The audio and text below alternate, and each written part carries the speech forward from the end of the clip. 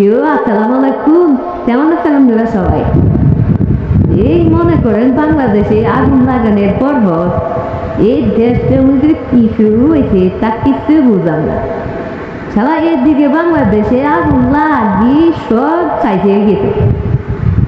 আর ইয়ানে মনে করেন এই দেশে শুধু বৃষ্টি আর বৃষ্টি, বৃষ্টি আর বৃষ্টি, এইসব কামের ভিতরে তাহারা থাকতে পারবে ভাই। হতে দিয়ে মাথা ঢুকে না বাংলাদেশ ঘুরতে ঘুরতে শেষ এটা যাবে আর মালদ্বীপ বৃষ্টি হইতে হইতে হইতে হইতে সব ডুবি যেতে আছে।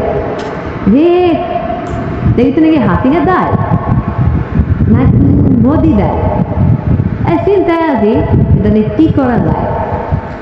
সবার বাস্তবতার দ্বারা মনে সব সব সব শেষে দেখতে আছে। জিন্দিগি কিছু আর থাকতো না, সবার অশান্তি করে গেছে।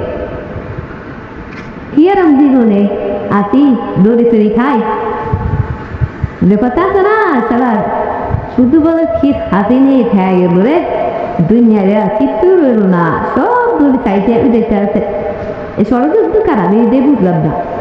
তো এই দেশে বৃষ্টি সব শেষ ডুবালাইতে আছে, আর যদি বাংলাদেশে সব পুড়ে দিতে আছে।